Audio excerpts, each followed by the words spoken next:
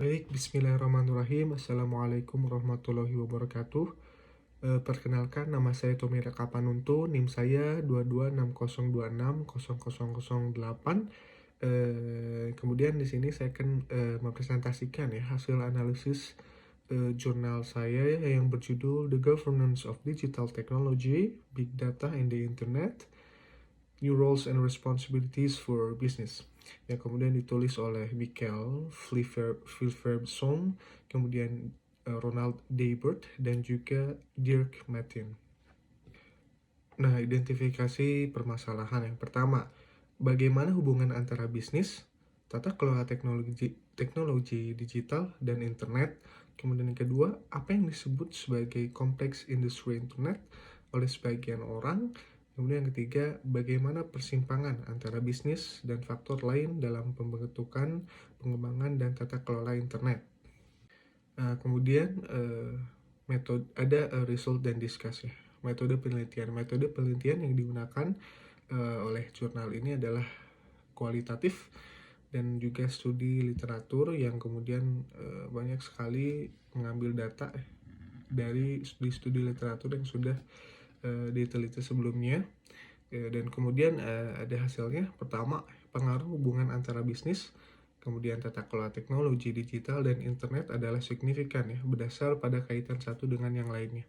Kemudian kedua, perpaduan ya, antara sektor industri konvensional dengan teknologi internet yang menghasilkan perubahan dalam cara bisnis beroperasi dan interaksi dengan konsumen. Kemudian yang ketiga, mencakup aspek kebijakan, protokol, investasi, infrastruktur, pendidikan, keamanan, dan konsultasi. Nah, kemudian slide terakhir yaitu kesimpulan. Nah, karena tadi menggunakan metode-metode literatur, studi literatur dan juga kualitatif, maka kesimpulannya diambil dari beberapa studi literatur yang sudah kemudian peneliti ini teliti. Di sini pertama ada artikel Christopher Parsons, kemudian yaitu tentang bentuk-bentuk pelaporan yang muncul di industri internet.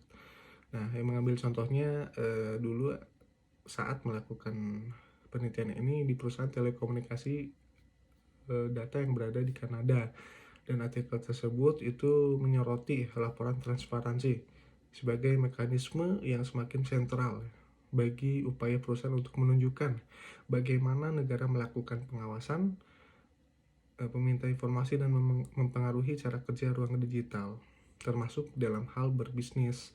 Nah, kemudian yang kedua, dengan menggunakan data longitudinal, perusahaan big data berubah dan dengan kuat membentuk bentuk data kelola hibrida, yaitu konvensional dan juga data kelola teknologi digital melalui internet ini. Yang sementara pendekatan Komisi Eropa yang relatif intervensionis ya terhadap perusahaan merupakan indikator yang jelas dari masalah etika bisnis yang belum ditangani. Nah, dalam industri baru ini juga merupakan contoh analisis yang jelas dan nyata bahwa terdapat perbedaan yang signifikan antara regulator dan perusahaan swasta karena sifat teknologi yang mendasarinya. Jadi bagaimana teknologi yang digunakan, teknologi terbaru apa yang digunakan, itu akan mempengaruhi ya. Dan itu juga ya, hal yang membedakan antara regulator dan juga perusahaan swasta gitu. Baik, sekian presentasi dari saya. Mohon maaf bila ada kekurangan. Terima kasih atas perhatiannya. Wassalamualaikum warahmatullahi wabarakatuh.